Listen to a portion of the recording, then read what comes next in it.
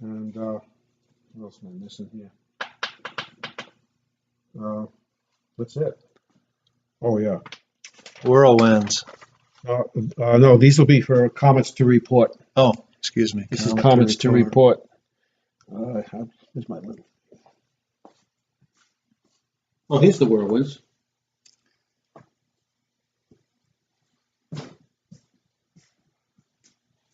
Oh boy, here we go. This is going to be great. I put something down.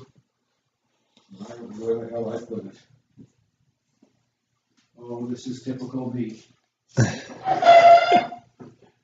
little drill guide. You can see how that would. Oh yeah. Now that is a carbide drill, and it's also got the the tip is relieved, but it's flat. It doesn't have the 120-degree point on it, which you could use, but I just made it flat. But it has to be relieved too, and you do need diamond wheels to do that work. But there's a little drill guide, which will drill back inside the tube. It will drill this section right here, which is a clay plug. There's a clay plug. This would be delay, which could be 39. There's a clay plug. There'd be a flash inside this section here, and another disc would be epoxied in down here. There'd be another disc. So you got a back disc, clay plug. There's your delay, piece of thermalite, and these are the tubes that we were just cutting. This has dirty one, but these are the tubes we were just cutting. Goes on like so. And before I press the things in my press, I'll give this in my presso, I'll give this a good squeeze like so. The reason I do that is because if you look carefully on this thing right here, I don't know if you can see it, but there's an angle right there. That angle will form a chamfer in the end of the tube. It gives a nice place for your discs to sit on top of when you're pushing the disc in. We could just see that just now. It cut at the angle just right. Yep, right there. That's so a disc can sit up there.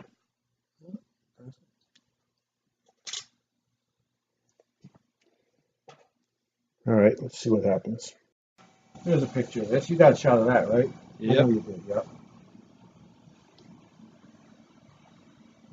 Did we show the? Yeah, we showed the disc. Did we show the disc sitting on the back of the tube? Not on the film. Oh, okay. So we'll press one. We'll show the. Well, we showed the chamfer. We'll show the chamfer. We'll press one. I'll be careful not to have something comes out like that. That would be beautiful. And then I'll show the chamfer, and I'll show how the disc goes in. So let me get a tube that's not going to fall apart.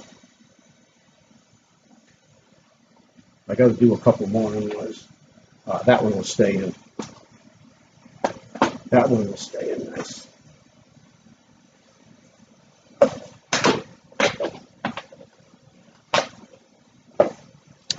Comment to report.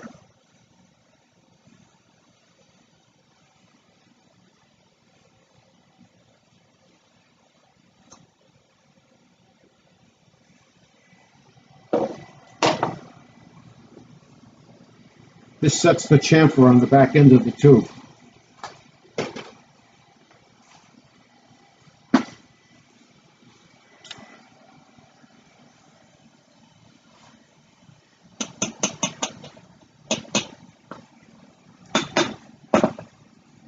Bentonite clay. Very nice. You can use this by hand to take the slack out. If something isn't sitting correctly, all you have to do is let it go. It's very nice. You can get a feel for what's going on. Take a little bit out and just hit your air. There's a pointer up here. And I know where my clay is, and I know where my three pressings of glitter mix are going to be. I can follow what's happening inside the tube just by watching how this ends up at the end of the press, where that exactly is. I can tell what's going on. I know that like that. My clay plug is just a smidge thicker than I want it to be, but it's not that much. It's not going to make much of a difference, so it's not that critical. I picked up that dimension, just made it up, so that's not even set in stone either. But you can see how that works.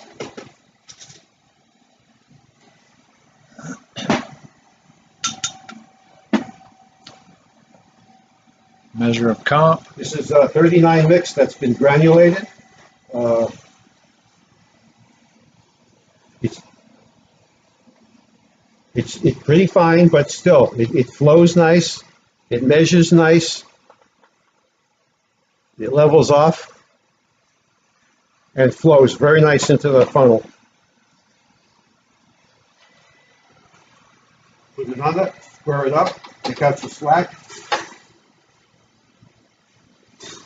A little bit above that center line. So we'll make this one just a little bit less.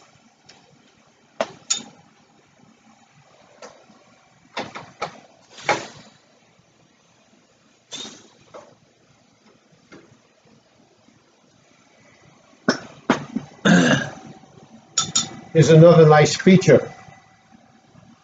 Get something stuck inside a tube like that that's inside the sleeve. It's a very nice feature about this thing. You come up with a combination of supports or whatever, and if it's stuck inside there, you just use the hand wheel free and pull it out. That's why this is very, very nice to have this free from your air cylinder. And on the back, if you see the chamfer is right there, that was formed in that little chamfer. I gotta get it focused. Okay. Might be a little too much light angle towards me. Yeah, there. Is that better? Yeah, I think we can catch a little bit right there. Okay. Okay, that's fine. Yep.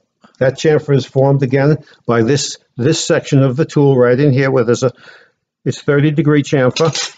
And if I can find the disc, it gives it a real nice place for the disc to sit on too.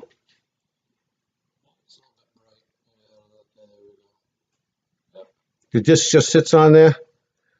The disc is the ID of the tube is 500 thousandths. The disc's 508. There's about 8 thousandths press on the disc. It goes down about a tenth of an inch, and then some West distance of epoxy I used to seal up the back end.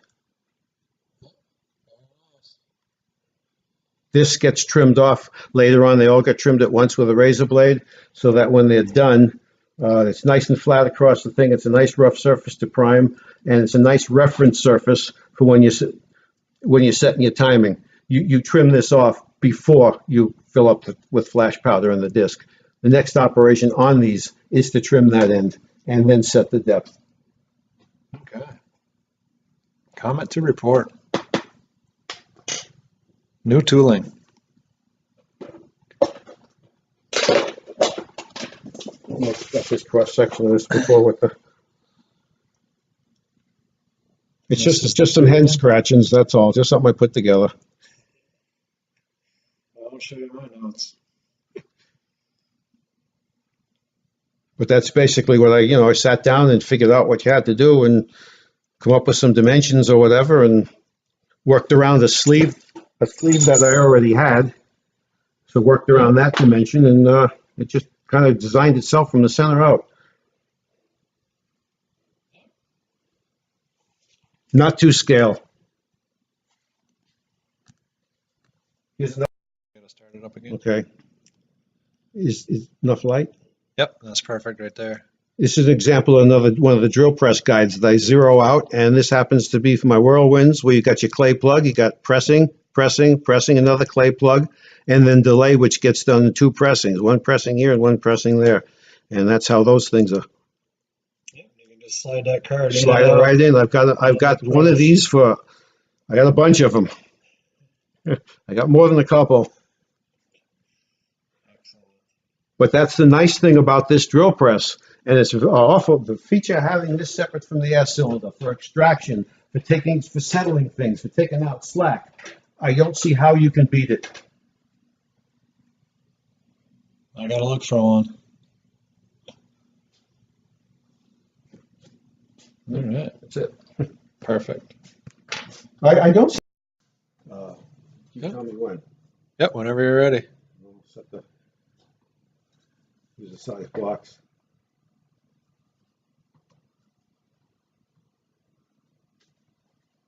You've got the stop up here.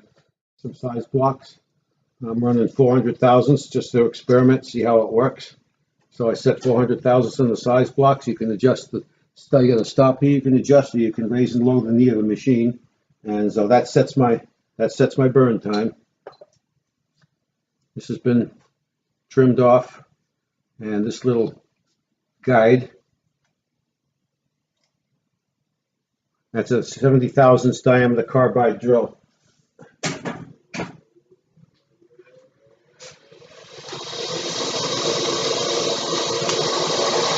Relatively slow RPM. You kind of like let it float. And I can see up here, I'll know when I get about 400 thousandths where my finger is, I'll know I'll start to get ready to feel it drilling into the clay, like right about there. Get in and get out. Some clay and delay. Seeing the black, that's good.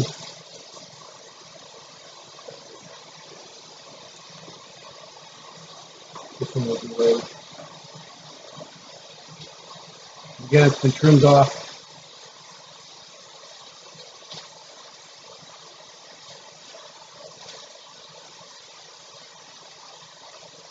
You get in and you get out. And you make sure there's nothing in the flutes of the drill when you go do the next one. You want to make sure the flutes are clean.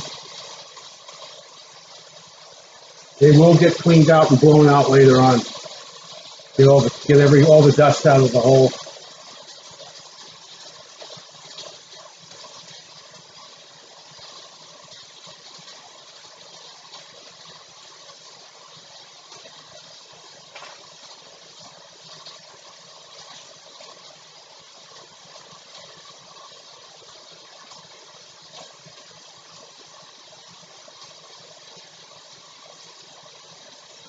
Yep.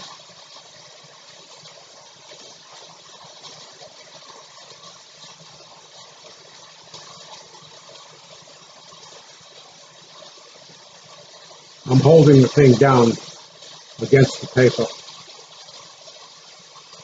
But that's basically it. There it is. Timing is drilled out.